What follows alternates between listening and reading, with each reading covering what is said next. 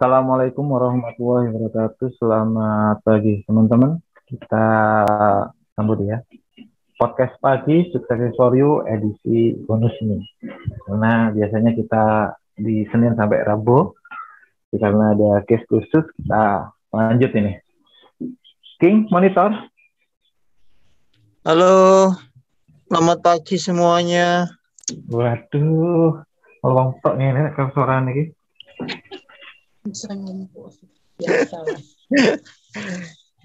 Dari nyanyaku ojo ngono biasa ya opo. Gimana?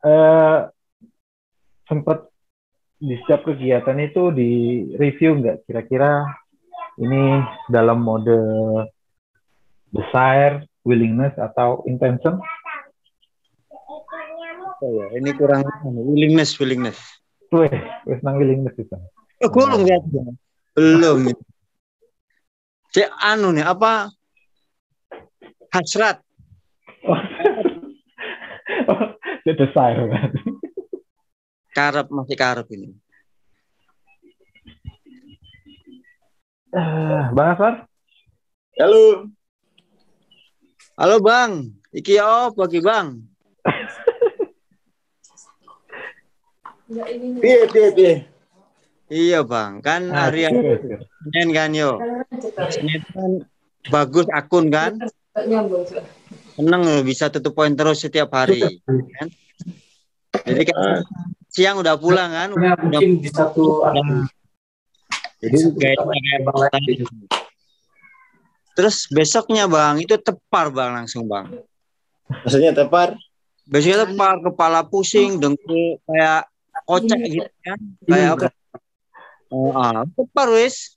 Jumat itu nggak bisa ngapa-ngapain. Sampai nggak sholat Jumat saya Bang kemarin Bang. Astagfirullah. Karena lemes. Oh gitu. Tapi ini insulinnya tetap dong. Tetap. Zikirnya tetap. Wirid jalan lebih subuh. Insulin tetap Bang. Jadi berdiri di dua kaki gitu. Berarti itunya roll anunya. Kabelnya.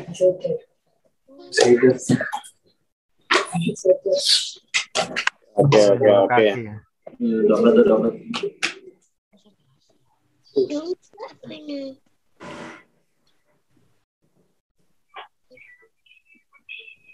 Supporter harap itu ya, silent ya. Banyak banget supporternya di belakang Bang Aswar itu. Ya, terakhir sesiapa ya kita ya? Ini kan yang bahas intention. Desire, intention. Niat. Kahanan, karep, niat, sama. Ya itu sampai niat itu. Sampai niat kemarin ya. Oke.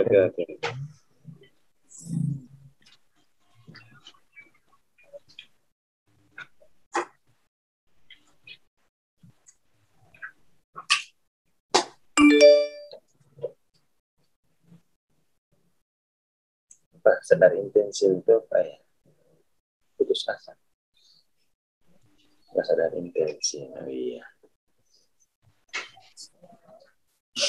Oke ya, kita lanjut.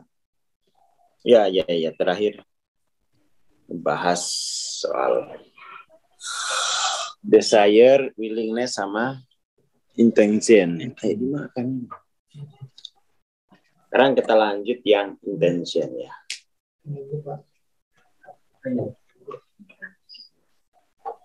Intention itu obat putus asa dia.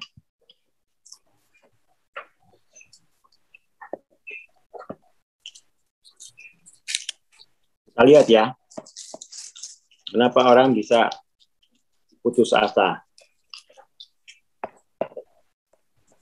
Ini saya pakai buku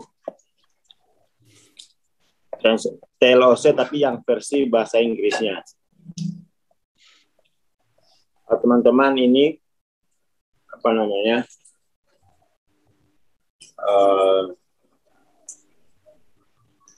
lihat di buku yang versi terjemahannya juga bisa.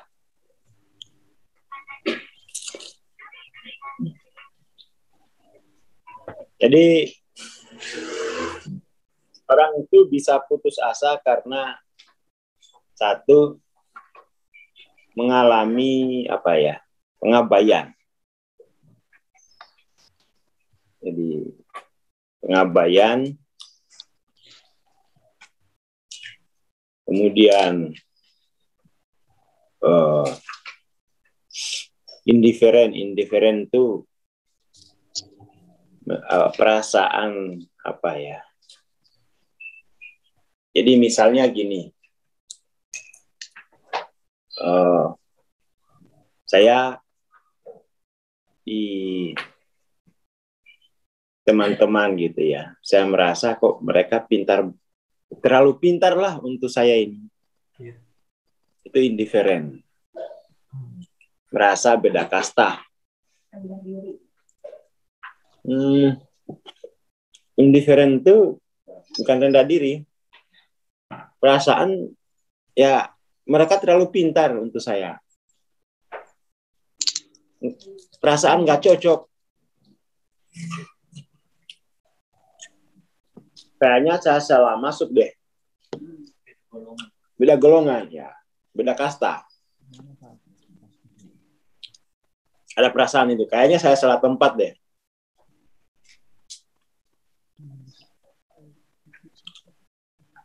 Dan kemudian ada kekurangan sumber daya. Miskin. Seperti itu kekurangan. Bukan miskin dalam pengertian harta ya. Tapi itu memang miskin kasih sayang. Kalau bahasa kerennya sekarang kurang tati tayang. KTP. KTP ya. Iya. Ini. Ada perasaan kalau ini level stresnya tinggi. Level stres mungkin udah minus 5 atau 6.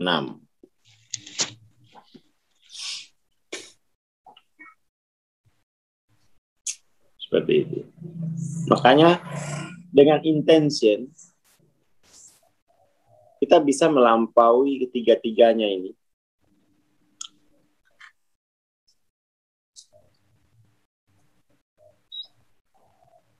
Nah, dalam keadaan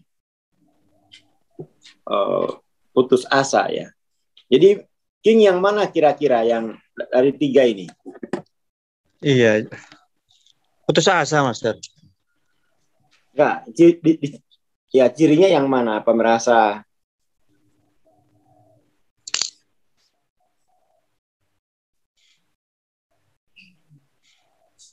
ditelantarkan? Merasa diabaikan? Kayaknya merasa salah tempat, Master. Salah tempat ya. Indifferent. Salah tempat. Mestinya kemana lagi? Ini mestinya di tempatnya biasanya di mana? Tempatnya ya gak usah yang kenal begini-begini. Gimana? Ketahuan istri saya. Kata istriku itu salah tempat loh. Ada anak istri gitu. Kayaknya yang kedua ini. Hati-hati ya, dibalang kon. Salah tempat terus maunya yang mana? Yang 6 tahun yang hilang itu ya.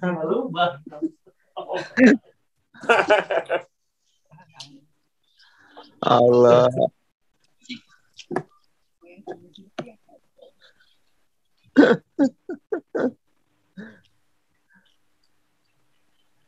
Salah tempat ya.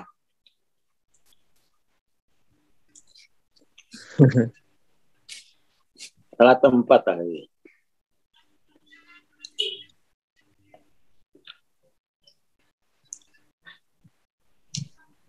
Itu apa namanya? Kalau salah tempat kayak gini,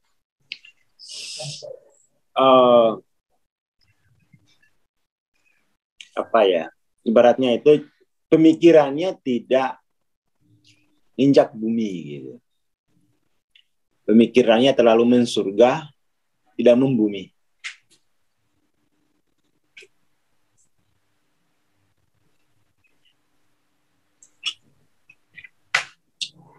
Pemikirannya idealis.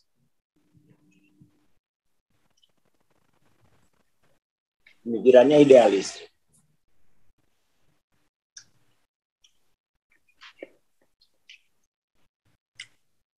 Pemikiran idealis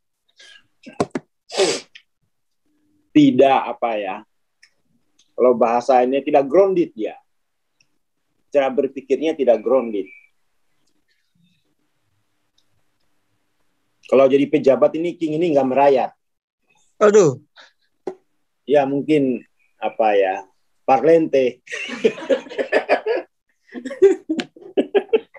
Borjuis. Oh ya, kaum borjuis. Kalau kaya bakal jadi kaum borjuis. Betul tuh Mas Her.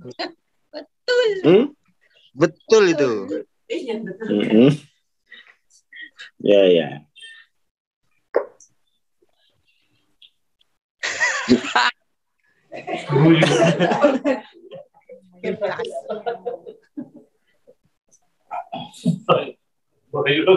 Kalau ketiganya ya ini untuk Mas Ahmad. Kalau ketiganya ya susah komplikasi. Ini dibaca di itu ya, baca di buku TLOC-nya. Halaman berapa ini? Halaman 56.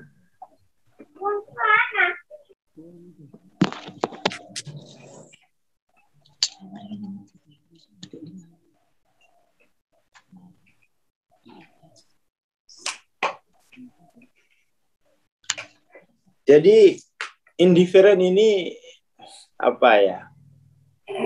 Mungkin pada tingkat orang bisa jadi lah salah tempat. Kayaknya keluargaku ini bukan tempatku untuk bahagia.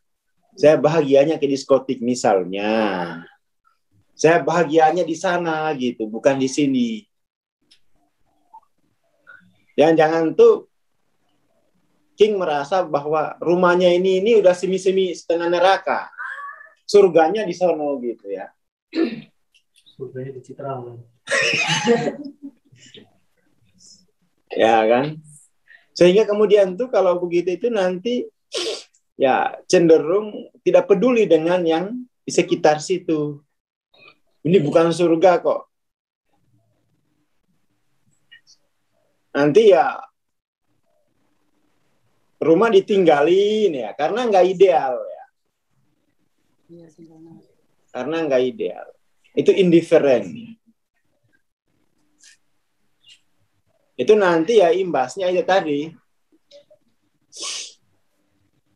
Jadi ini King kayaknya terkait dengan gambaran rumah. Ya. Gambaran rumah.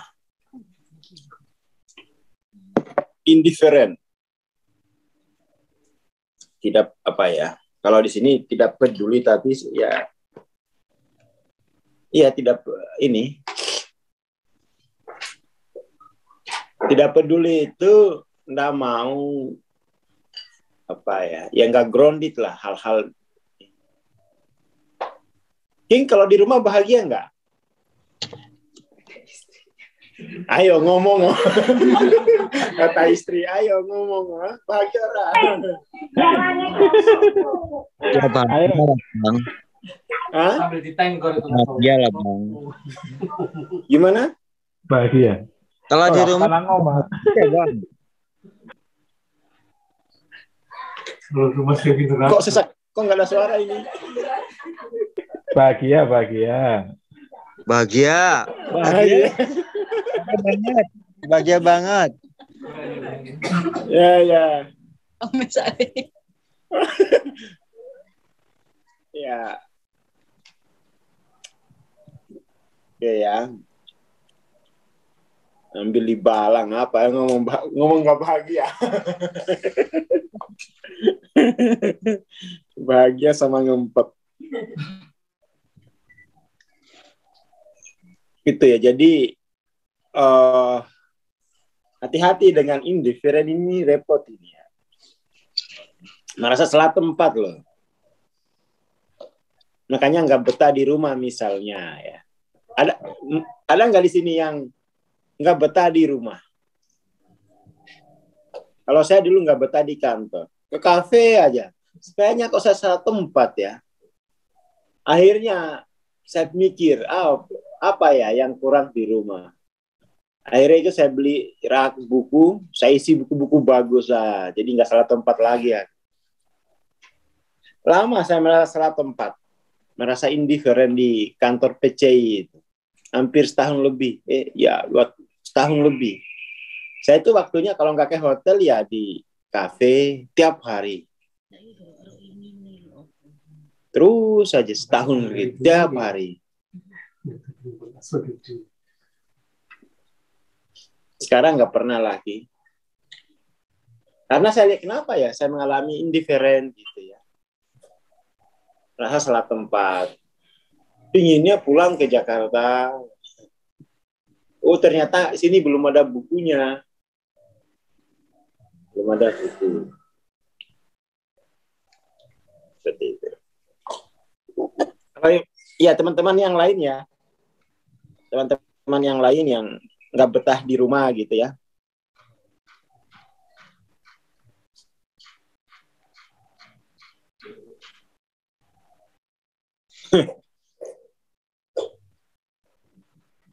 Oh, seperti itu.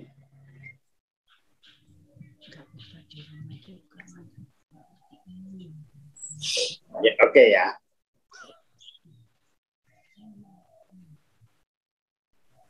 Kalau King sering merasa diabaikan nggak kalau di ini? Enggak lah, Bang. Enggak ya. Kalau ini mantap nih ya. Malah diperhatiin terus ya. Iya. Sayang-sayang. Wih, suaranya ini. Belum melahirkan nih. Gak boleh metu malah. Yang dari yang 3 ini, yang King yang ini apa? Yang salah tempat ini aja. Apa ya? Salah tempat kayaknya sih kalau kan gini Bang ya. Saya kan karepe akeh, tapi gak ero karepe gitu loh Bang. Karepe ku akeh, tapi gak ero karepe ku opo, Bang. Tapi akeh karepe. Kan aneh tuh Bang ya. Ya itu poverty namanya. Apa Bang? Poverty ini miskin. Ini banyak yang di maui. Yaitu poverty. Ini berarti di situ itu. Poverty.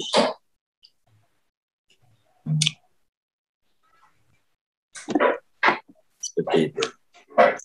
Terus kemudian karena ini jiwanya loh, ini jiwa.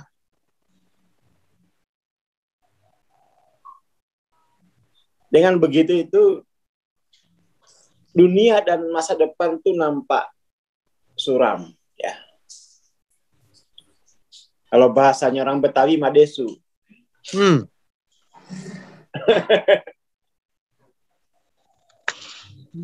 Suram gitu ya, suram.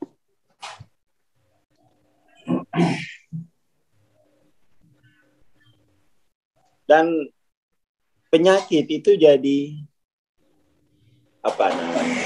Hal-hal yang menarik perhatian. Jadi kalau udah masa depan suram itu, penyakit itu menjadi sering, aku sakit-sakitan ya. Itu ciri-ciri masa depan suram. Kalau orang misalnya, kalau orang nggak punya uang, minggu depan itu mau ditagih debt collector sambil bawa polisi, itu dia gampang itu. Akan merasa sakit. Dia akan menarik penyakit dalam hidupnya. Akan menarik penyakit.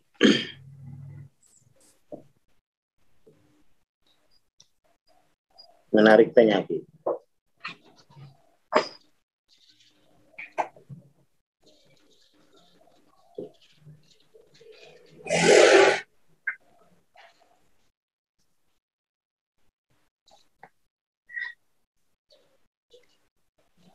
Menarik penderitaan ya. Ini yang paling penting. Makanya kemudian untuk melampauinya itu dengan hadir. Hadir di dalam kelimpahan. Dan itu harus dengan niat. Intention. Melampaui fakta itu tidak mudah loh.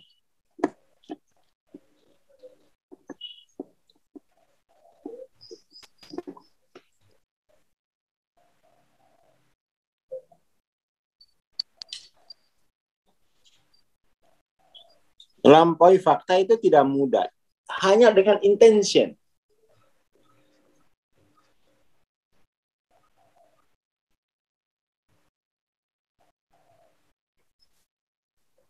Hanya dengan intention.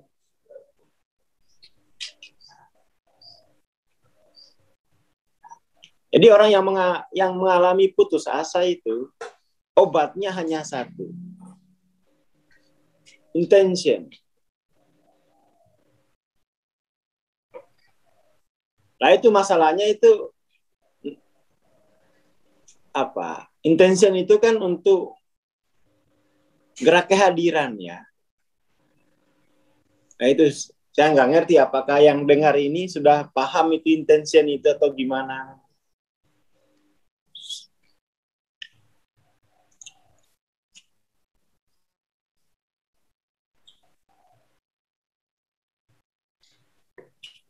Seperti itu.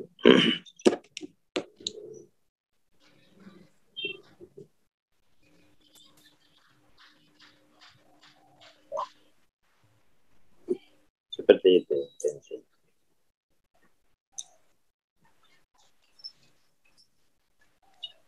Jadi dia tidak hanya kekurangan sumber daya, tapi juga energi gitu ya.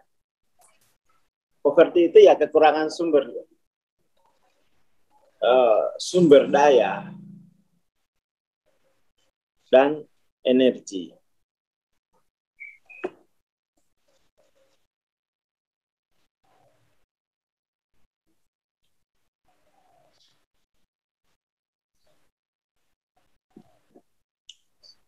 Seperti itu.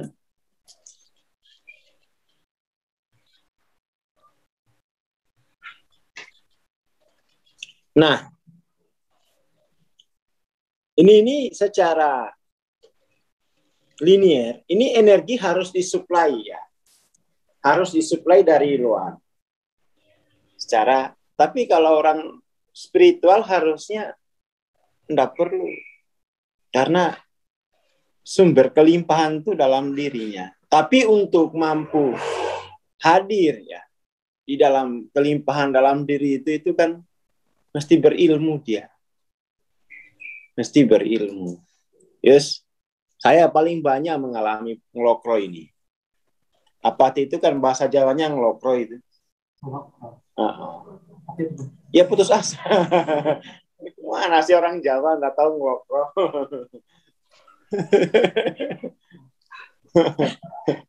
Ngelokro. Iya, ngelokro kan. Ngelokro itu putus asa. Makanya kalau ditanya kok kamu kuat ya? Bisa duduk wirid 16 jam, 10 jam. Ya karena hanya itu obatnya. Obat putus asa itu saya harus masuk lebih dalam, lebih lama ke dalam diri saya sendiri. Karena kalau saya tidak masuk ke dalam, lihat dunia itu madesu. semua penderitaan, lihat kok saya jadi banyak yang sejenis ya sama saya ini. Ke pasar yang saya lihat orang gila. Di jalan raya yang saya lihat pengemis. Iya itu. Bingung. Nonton TV yang saya lihat orang pokoknya hal-hal yang energi lemah. Energi lemah. Hati-hati itu udah mulai narik ke situ.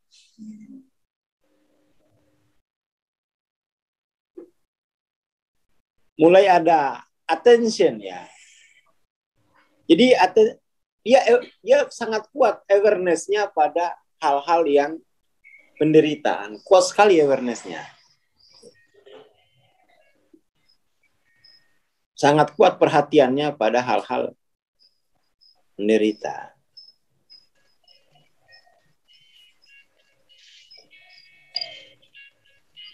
Itu minimal di bawah ke 520 itu. Minimal di bawah ke 4520. Gratitude.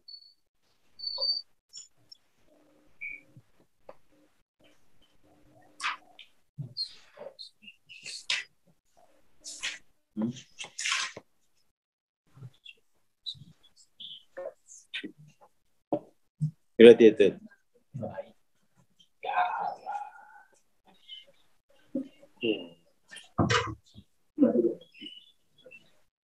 Mas Oki.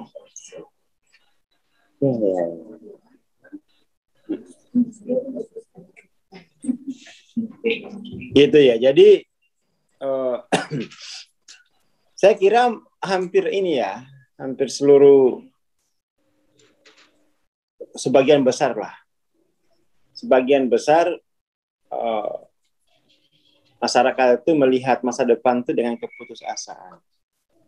Itu siapa tuh ya? Ada filsuf zaman dulu, saya cari Voltaire kayaknya ya. Dia melihat itu dari dulu. Coba kita lihat.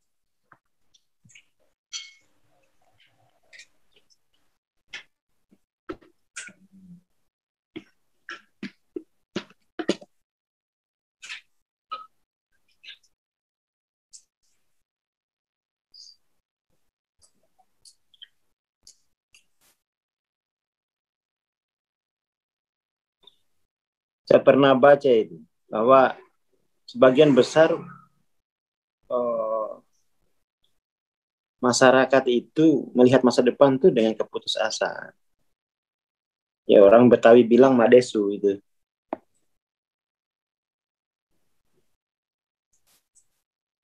Dan itu jangan apa namanya? Saya pernah ngalamin penuh keputusasaan. Karena itu tadi kelangkaan uang.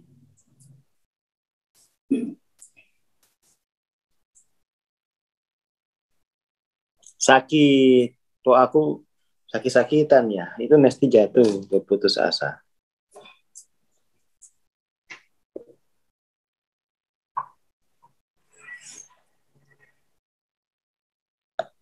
Seperti itu. Jadi King ini udah perlu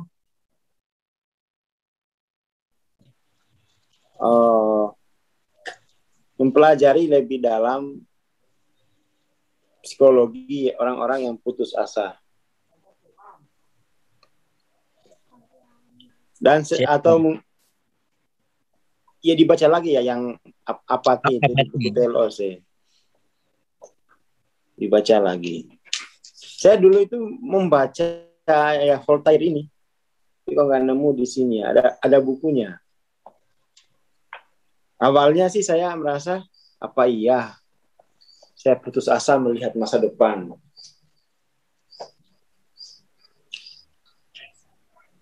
Gimana membuktikan kalau saya putus asa dengan masa depan itu? Gimana membuktikannya?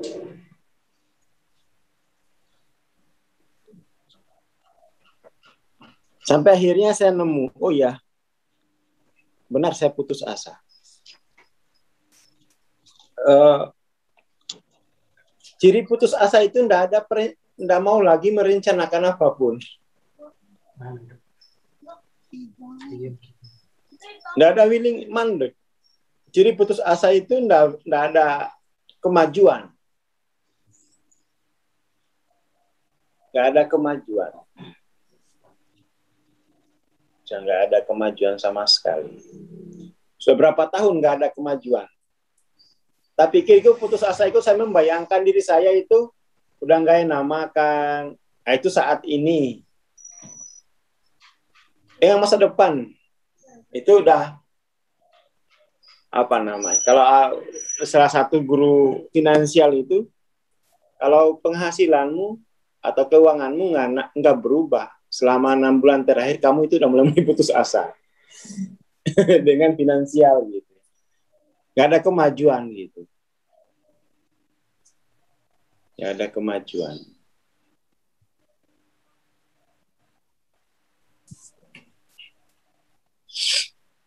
Makanya harus progresif terus tuh penghasilannya gitu ya.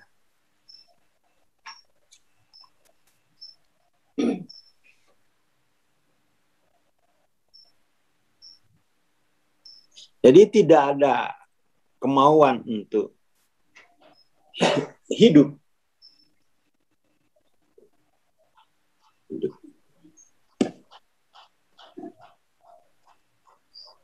Biasanya apa ya? Ya dari mata sih kelihatan itu sebenarnya. Matanya itu udah nggak bersinar.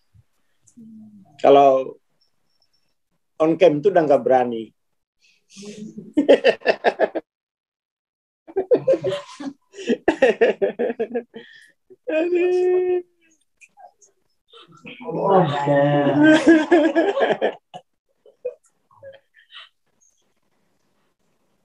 King masih berani on cam nggak? Ditutup terus. Berani lah, Master. Ya.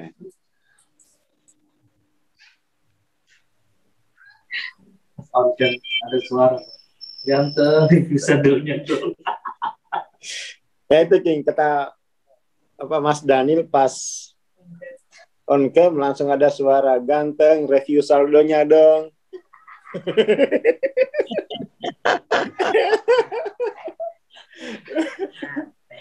Duit plus. Ganteng, review saldonya dong.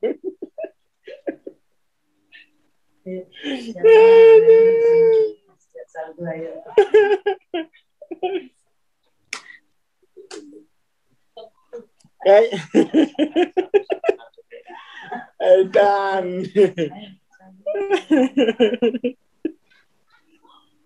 kayaknya King kurang tertawa ya King sehari-hari. Ya King ya. Cantik. Review saldonya dong. Kabur wes.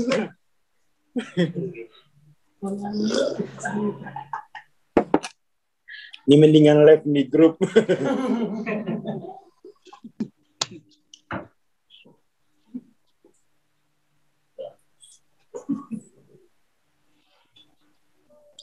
Ini penting saya kira ini ya, apa namanya?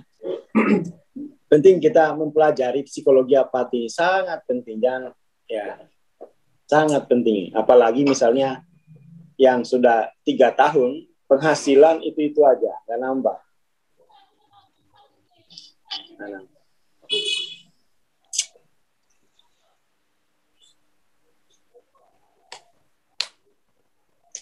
Ini kan yang dicontohin ini kan ini ya, orang-orang yang secara sosial, orang-orang, tapi secara psikologis tuh orang bisa jadi secara sosial tidak nampak putus asa, tapi secara psikologis itu bisa psikologisnya orang putus asa. Yang dicontohkan di buku Hawking ini secara sosial yang yang digarap oleh Mother Teresa itu kan secara keputusasaan itu sudah sampai pada level sosial. Tapi kan sebelum ke level sosial itu kan di level psikologi dulu. Ya kan? Kalau King ini udah level fisik, udah. Sebentar lagi ke sosial nih. Udah level fisik.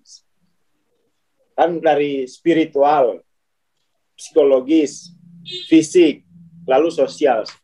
Hati-hati King, sebentar lagi nanti bisa-bisa King akan ditempatkan di rumah sakit. Itu sosial tuh. Ditempatkan di tempat penampungan. Itu secara sosial tuh. Jadi sekarang harus baik-baik sama istri, sama anak-anak, itu ya. Sedap. Loh iya loh. Soalnya kalau secara fisik itu sudah putus asa, keluarga nggak mampu rawat, ya gimana coba? Bukannya dibuang, tapi nggak ada yang rawat. Ya mau nggak mau kan? Itu nanti pasal 33. Apa ini?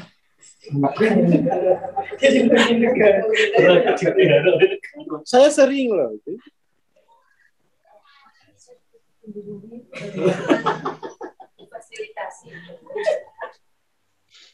Ya urutannya memang kan paling dalam tuh spirit. Secara spiritual kan apa namanya? Secara spiritual apati itu kan berarti itu Tuhan itu apa? Yang God view-nya, God view. Hah? Condemning ya. Coba. Secara spiritual. Iya. Secara spiritual itu condemning. Mengutuk, tapi kita diperhalus lagi. Ini ujian dari Tuhan. Kok nggak lulus-lulus? Berarti itu udah ujiannya dipersulit. Soal ujiannya sulit. Itu kan masyarakat kita itu kalau condemning ini sabar, ini ujian. Kok udah nggak lulus-lulus, itu berarti soalnya dipersulit. Dipersulit gitu kan.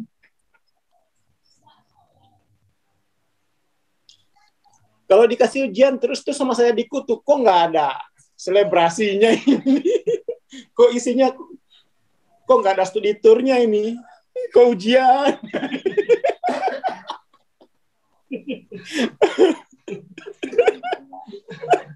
Kok ujian terus? Ujian terus. Itu udah sama dengan kutuk. Penjara itu. Bahasa halusnya ujian. Aslinya itu penjara itu monoton.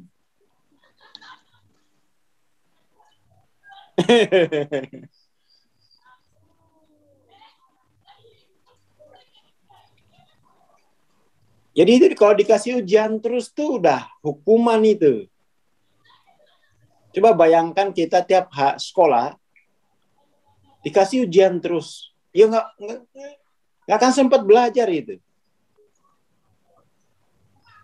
Itu mirip-mirip apa namanya? Mirip-mirip pendekatan bos saya dulu untuk memecat karyawannya.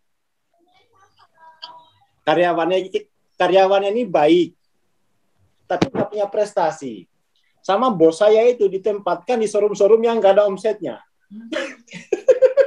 Biar dia mengundurkan diri sendiri. Soalnya kalau dipecat itu terlalu baik. Tahu saya yang selalu buat surat pindahnya itu. Wah, tolong pindah ini itu ya.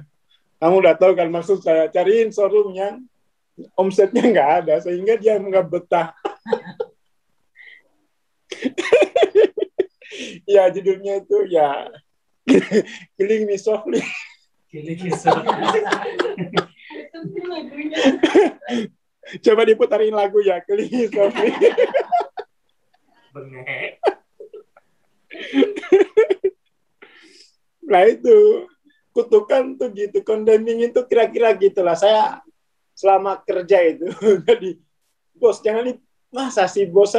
Terus saya protes, bos ini kan dia nggak punya prestasi, dipindahin ke tempat rame lah. Nggak usah pindahin tempat sepi biar yang nggak betah.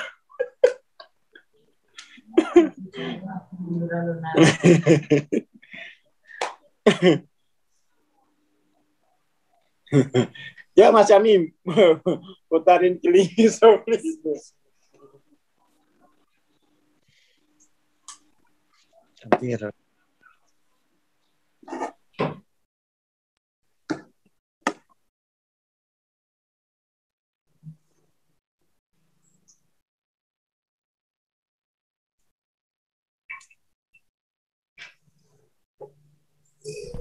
Killing Me Softly.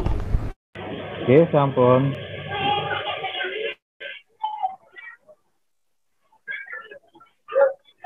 Selamat, Sar.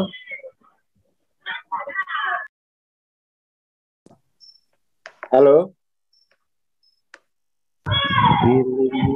Halo, King. King, Itu wanita. kalau apa ya, lagu barusan tuh bagusnya dinyanyikan oleh kaum mustadafin itu loh. Kan ada di Quran istilah mustadafin ya. Oh, gimana ini?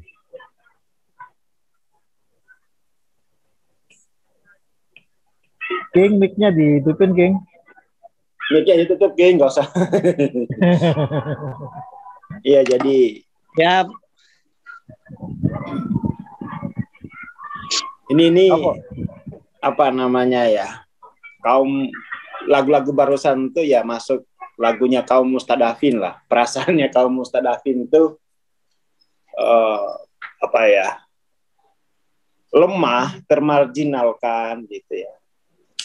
Dan Sayyidina Ali itu menasehatkan jangan pamer kekayaan pada orang-orang yang golongan mustadafin ini. Itu sangat menyakitkan mereka gitu ya. Sangat menyakitkan. Cuman yang perlu dipahami itu adalah bagaimana yang dibutuhkan itu sebenarnya juga bukan BLT gitu ya. Yang paling dibutuhkan itu adalah edukasi ya. Yang paling dibutuhkan itu adalah progresi. Bagaimana biar mereka mampu mengakses energi spiritual dari dalam diri mereka. Itu yang dibutuhkan gitu ya. Makanya yang jadi nabi ya Nabi Muhammad, bukan Qarun. Kalau yang dibutuhkan itu harta, pasti diperbanyak model Qarun itu jadi nabi. Ya, yang akan jadi yang kaya yang jadi nabi. Kalau memang bahwa solusi dari penderitaan manusia itu adalah harta, maka seluruh nabi pasti itu orang kaya. Tapi kan enggak. Share screen-nya, kan? Gimana? Share screen. Oh ya. Jadi yang dibutuhkan itu adalah ilmu. Makanya para nabi itu syarat pertamanya itu pasti fatonah gitu ya. Fatonah itu argumentatif. Mampu mengargumentasikan kezoliman, mampu mengargumentasikan keputusasaan. Itu yang dibutuhkan gitu ya.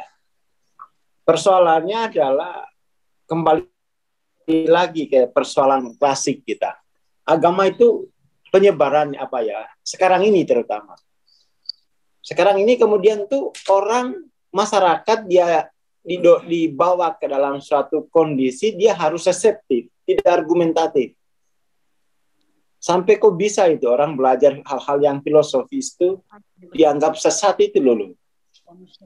Itu kan latihan untuk argumentasi. Fatona itu kan artinya argumentatif. Sangat filosofis. Sangat filosofis. Nah sekarang kemudian kita dididik hanya untuk reseptif. Dan ya kan tidak argumentatif. Gimana mau mampu mengakses energi spiritual dalam diri. Tidak ada jalan lain itu. Nah, kemudian itu kita tidak heran ya, kita melihat negara-negara beragama, terutama Islam, masyarakatnya banyak putus asa. Karena dididiknya untuk reseptif terus gitu ya. Sampai kita dengar, saya pernah dengar waktu itu Pak Quraisy Shihab mengatakan keadaan umat saat ini itu adalah kegagalan ulamanya di masa lampau. Pak Quraisy itu pernah mengatakan itu, ya kan? Karena masyarakat itu menerima wejangan dari ulama. Tapi ustadznya nanti bilang, ini gara-gara propaganda Wahyudi. Gara-gara propaganda Wahyudi dengan menyebarkan berita-berita dengan 4F. Film, food, fashion, satu lagi apa ya? Film, food, fashion, terus apa lagi? Fun ya. Lah kamu ngapain aja? Kan ini umatmu gitu. Kenapa kamu nggak produksi hal-hal semacam itu yang punya konteks progresif?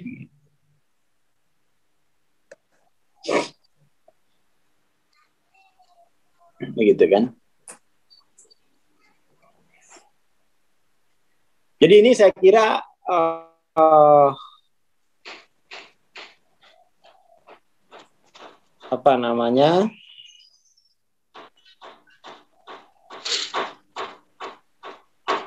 kita perlu carikan solusi ya, bagaimana masyarakat itu bisa keluar dari apati karena satu, sulit cari jodoh. Itu bisa apati loh, itu para jomblo itu. Itu solusi. Banyak loh yang apati itu gara-gara belum nikah.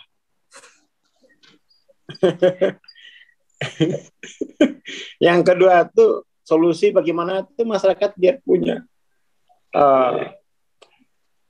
penyakit terutama ya. Penyakit-penyakit tertentu membawa masyarakat itu apati. Terus soal uang gitu ya. Itu kan yang ditemui masyarakat sehari-hari. Kamera.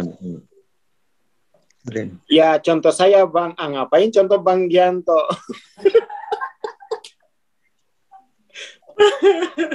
Nggak mau lah contoh Bang Gianto masih jomblo.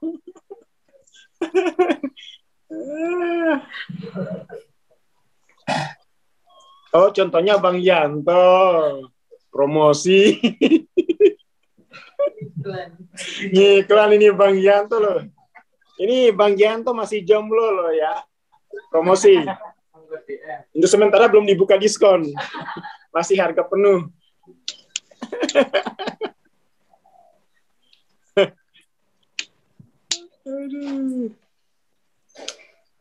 Ini perlu kita memikirkan bagaimana sih. Dulu saya melihat dunia pengembangan diri yang bisa menolong masyarakat untuk keluar dari berbagai macam keputusasaan. Kayak saya ini kan nggak sekolah ini. Putus asa itu melihat kehidupan. Karena kita melihat distribusi kekayaan itu ada levelnya loh. Saya pikir tuh rezeki dari Allah itu dibagi merata. Yang dibagi rata itu udara, oksigen. Kalau uang itu ada level sosial levelnya. Saya sangat polos dulu. Ya Allah. Saya pikir tuh kekayaan dari Allah itu dibagi merata. Ternyata itu dikuasai. Tidak merata. Dari pengolahan sumber daya, dari peluang kerja. Saya coba ketik ngelamar, nggak diterima. Jasamu nggak ada kok.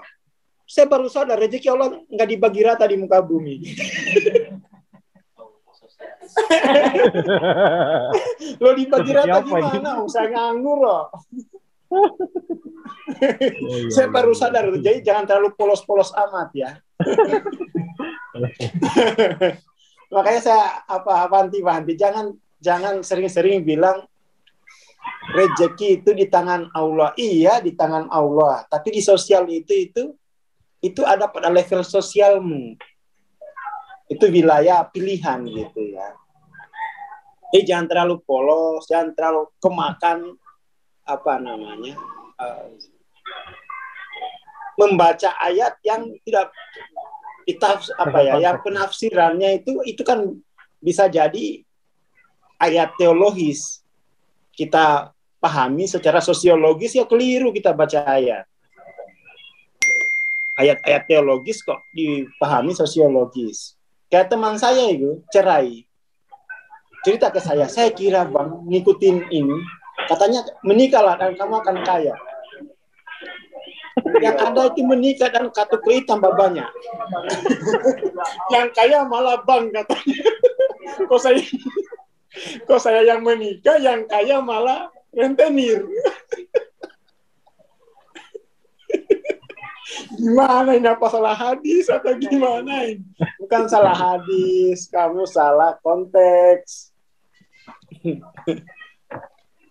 Menikahlah dan yang kaya itu toko perlengkapan bayi. Yang kaya pabrik susu. Oh iya, lihat aja gitu kan. Secara sosiologis kan gitu. Karena kita secara sosial itu levelnya di bawah. Tidak punya peran sosial. Jadi miliki peran sosial dulu baru. Kalau PNS dulu iya menikah maka kaya, naik bertambah tunjangan berasnya. Itu benar karena dia level sosialnya dipelihara sih. Level sosialnya itu dihargai oleh negara. Kalau PNS dulu itu dalil tadi itu ya berlaku gitu. Saya lihat om-om saya gitu ya. Dia menikah lalu dapat tunjangan istri, tunjangan anak, ya kan? Kalau kita kan tunjangannya sama rentenir.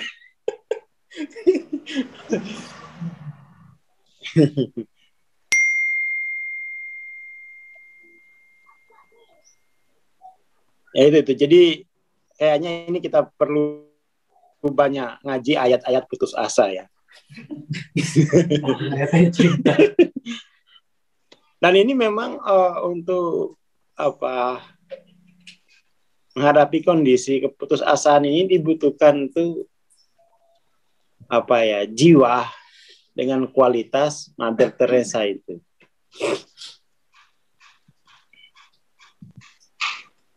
Seperti itu.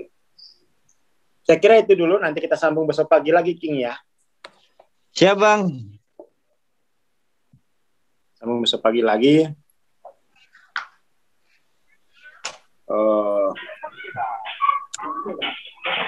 Pertama-tama tuh untuk King tuh dibenahi kesadaran salah tempat. Pada teman-teman saya, salah tempat ini dibilangnya itu surga itu di sono. Ini bukan loh. Banyak kan seperti itu. Akhirnya kan idealis tuh. Tidak grounded. Kenapa? Dia mendefinisikan surga masih di sana. Di sini ini tempat ujian. Kita pikir bumi ini menjadi tempat untuk kalau agama itu kan bumi ini dimetaforkan sebagai ladang untuk menanam dan panen lalu perayaan. Kan kalau budaya pertanian kita panen itu selalu ada perayaannya. Panen raya. Itu kan mestinya metafor dari agama itu dipahami itu seperti itu. Nanam rame-rame penuh keceriaan, ya. Terus panen lalu pesta. Lalu selebrasi begitu. Kan gambarannya kan begitu di Quran tuh, kehidupan ini dimetaforkan sebagai ladang. Itu kan berarti yang paham itu budaya agraris ya. Oke, nggak pernah bertani ya? Enggak lah, Bang. Nah itu. Jadi orang di Quran, kota. Kan orang kota, nggak ada sawah di kota. lah ya itu. Jadi King nggak paham itu nanti gambaran bahwa kehidupan ini seperti ladang. Nggak mengerti. Kan nggak digambarkan kehidupan ini seperti mesin. Itu King perlu itu menjadi masyarakat agraris dulu. Biar tahu gambaran metafor ladang itu apa. Saya kecilnya di sawah, di kebun.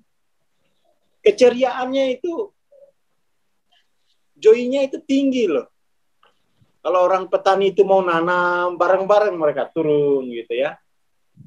Mereka doa gitu ya. Sebelum nanam itu berdoa dulu mereka. Ada upacara begitu. Harusnya itu ya kehidupan seperti itu. Metafor kehidupan itu ya seperti itu. Jangan digambarkan kayak sekolah, ujian, terus itu kan bahasa orang sekolah itu. Itu kan tafsir bahwa kehidupan ini ujian, itu bahasanya orang sekolah. Kalau bahasa Quran itu orang seperti di ladang. Di ladang itu kan ya nanam itu. Nanam, nggak ada ujiannya. Jadi pilihan kata ujian itu logika orang yang bersekolah. Logika Quran itu ladang dia. Gambarannya tuh. Orang berladang. Ya ada capek-capeknya dikit pas buka lahan ya toh. Tapi itu progresif. Buka lahan, bakar, tunggu musim, tanam, rawat. Terus nanti panen, pesta, terus bikin kuliner. Kan gitu tuh. Apa namanya? Gambaran orang berladang itu seperti itu. Saya masa kecilnya di desa. Setelah dewasa juga tinggal di desa, guru saya orang desa gitu ya. Ada kulinernya, pesta kuliner. Tapi kalau ujian terus, wah itu gambaran orang di sekolah itu. Kasih PR. Lama-lama keriting otaknya. Dan kita terbiasa memetaforkan kehidupan ini ujian. Itu logika kata-katanya orang kuliahan loh itu. Ladang aja. Pakai ladang. Kita metaforkan kehidupan itu secara progresif. Kalau ujian itu kan nggak progresif itu. Justru ujian itu logikanya logika hafalan itu. Logika hafalan. Nah, kalau kata ujian kan mesti ngisi soal yang sudah kita hafal.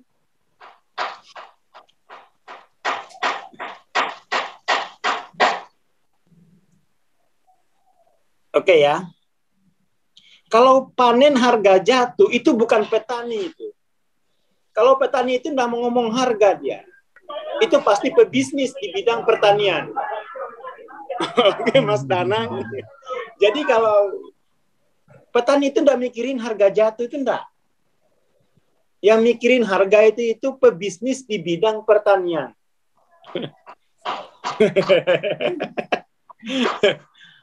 Ya. Kalau petani secara aslinya itu nggak mikirin harga. Nggak mikirin harga. Ya. Hanya nanam dan panen. Nanam dan panen. Sekarang itu kan kemudian pertanian itu dijadikan sektor bisnis. Nah, itu lain lagi. Lain lagi. Itu sudah budidaya ya. Itu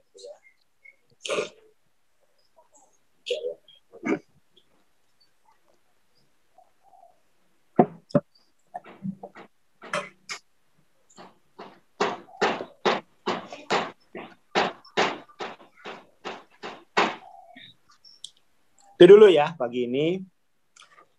Jadi King usahakan di rumahnya tanam hidroponik itu loh.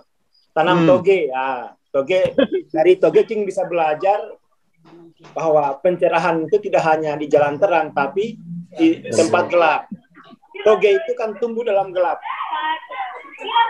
Tapi akarnya nggak kuat, batangnya ya letoy.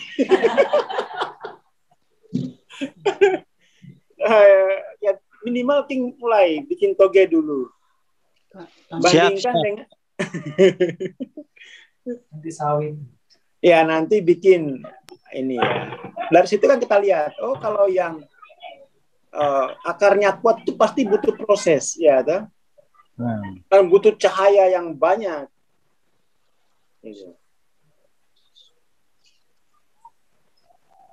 Ini jadi slogonya Kang Hari sekarang ini. Gimana? Terus slogonya Kang Hari sekarang kan merantau di Borneo sana. Oh, dia merantau di mana? Iya. Kalimantan. Sampit. Hari Deyang. Iya. Nama apa dia? Budidaya itu apokat. Apokat yang kualitas sport dan itulah. Ya itu yang paling penting itu jangan sampai itu dianggap sebagai profesi gitu ya. Tapi itu sebagai metafora dari kehidupan yang digambarkan Quran kan enak itu. Progresif artinya. Nggak ada petani yang nggak progresif. Petani itu kan progresif sekali dia. Ya sebenarnya yang paling mengerti progresif itu petani. Makanya peta kesadaran itu paling mudah diajarkan di masyarakat petani. Yang belum mikirin harga. Kalau sudah mikirin harga itu udah nggak cocok. Dia udah orientasinya untung. Profit. Ya kayak saya ini kan ya cara berpikir petani. Petani itu kan pertama keluar modal dulu beli bibit, ya kan? Beli pagar kan begitu. Kampung kan kita begitu, pagar tuh kita beli, kita suruh orang biar cepat. Seperti itu. Jadi untuk King ya, yang paling ini itu soal salah tempat ini. Nggak ada salah tempat. Nggak ada salah tempat. Menyelesaikan apati nih, Bang. Itu harus rajin tirakat, King. Nggak bisa itu apati itu diselesaikan dengan otot. Apalagi diselesaikan dengan pedometer itu nggak bisa. Jumlah trip itu nggak bisa itu. Kandang kok kudu ngetrip ae. Saya sehat itu kudu ngetrip ae. Nggak bisa diselesaikan dengan jumlah trip. Itu diselesaikan dengan jumlah wirid itu. Saya ngalamin pengalaman saya sendiri, Om. Saya kira posisi saya itu paling ini ya, udah nggak punya lingkungan, teman, nggak punya modal. Modalnya sama gue, kamu suruh wirid aja. Wiridnya 9 tahun dulu. 9 tahun tuh saya tirakat. Lah karena secara sosial nih kamu apati udah. Saya udah numpang di pos-posan teman. Itu kan udah sosial, gelandangan kan. Gelandang. Saya udah numpang. Makan aja itu udah ngelirik punya teman aja sampai dia kasihan sama saya. Ngelirik kan. Makan saya pijitin. Bos, pijitin dulu bos. Biar khususnya lancar karena makanan. Terus dibagi. Itu kemampuan survive yang nggak diajarkan di sekolah.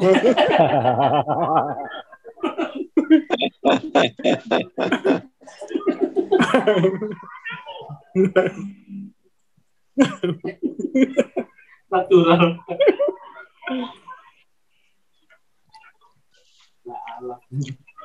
Kalau lagi miskin, saran saya jangan ikut pergerakan apapun. Karena itu nanti akan hanya disuruh-suruh aja dalam pergerakan. Jangan ikut organisasi manapun, karena itu pasti bagian Isa-Isa di dapur. Pas potong-potong kue itu dia dapat paling akhir. Kayak kerak-keraknya itu. Mendingan tuh tempuh jalan wirid itu ya. Nggak usah ikut pergerakan manapun. Saya diberitahu dulu sama mentor saya, kamu kan lagi susah tuh. Kita paling organisasi apapun nggak usah. Karena nanti kamu pasti paling ujung itu bagian Isa-Isa. Bagian bersih-bersih. Karena itu gerakan sosial. Kalau gerakan spiritual, banyakkan wirid. Banyak suluk, tawajuh, wirid. Itu gerakan spiritual biar kita bebas dari keputusasaan.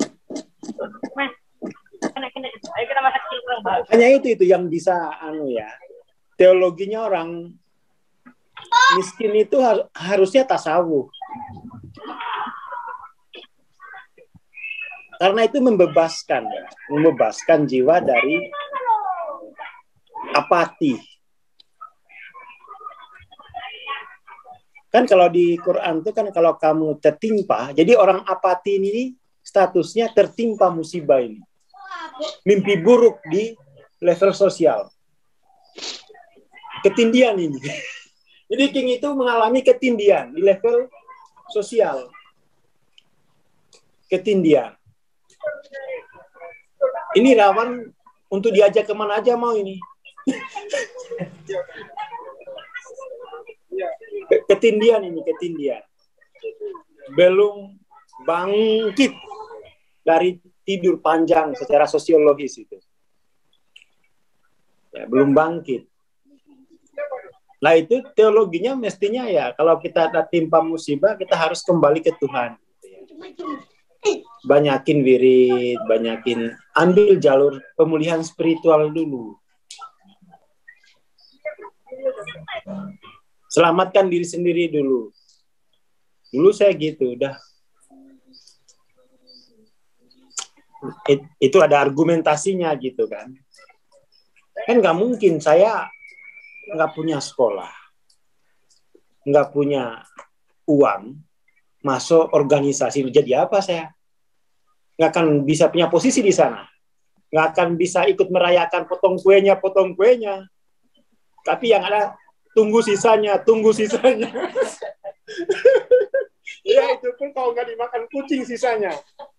Kalau dimakan tikus, kan banyak itu tikus-tikus berdasi.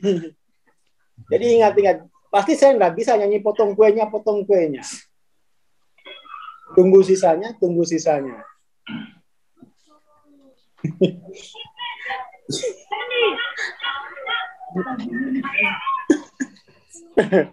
Itu dulu King ya. Nanti besok kita lanjut lagi. Clear. Clear ya. Clear. Jadi potong kuenya apa tunggu sisanya nih lagunya? Potong kuenya. Itu. Kuenya sopo? Perayaan. Bikin kuenya King, kamu malah kejebak. Bikin kuenya itu loh. Kue nih. Ah? Nang oma. Kok nang oma? Bikin kuenya, potong kuenya itu lagu-lagunya orang kaya. Wah, ini memang belum sadar posisi nih. Potong kuenya itu lagu-lagunya orang kaya, tinggal beli potong. Kalau yang belum punya uang itu bikin kuenya udah banyakin air. Paling mentok itu kuenya ya agar-agar itu yang murah. Agar-agar itu. Oke, Bang.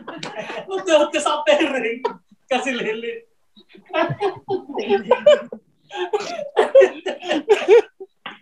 Telur campur tepung Bang, mekar. Pokoknya itu agar-agar air ya, sing kue kok. Pokoknya agar-agar pokoknya, agar-agar udah bikin. Itu murah kan itu agar-agar itu ya. Tinggal aduk-aduk kan, panas, dingin udah jadi. Baru nyanyi potong kuenya. Bayangin gitu. Wah, jangan kalah kreatif pokoknya. Itu di kampung gitu saja kok, potong kuenya kok agar-agar ya. Murah. Praktis gitu ya. Jadi pagi-pagi itu harus banyak tertawa ya. Tertawa itu, humor itu lebih besar energi kebahagiaannya daripada berpelukan. Iya. Itulah rahasia jomblo itu.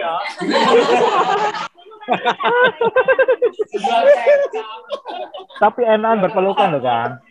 Enakan berpelukan, Kang. Berpelukan itu energi kebahagiaannya lebih sedikit daripada humor. Tapi Humor enak. itu lebih tinggi. Lu enak. Berpelukan yang paling ya 350-an. Humor loh 480. Nah, itulah rahasia jomblo.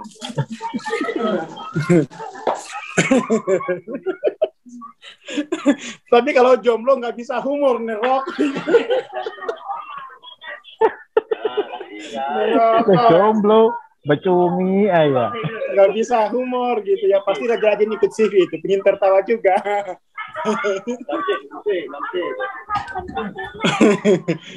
Oke lah ya, cukup sekian. Assalamualaikum warahmatullahi wabarakatuh. Waalaikumsalam warahmatullahi wabarakatuh. Terima kasih Bang Azhar, terima kasih Tim, terima kasih teman-teman. Insya kita bertemu besok pagi ya. Assalamualaikum warahmatullahi wabarakatuh.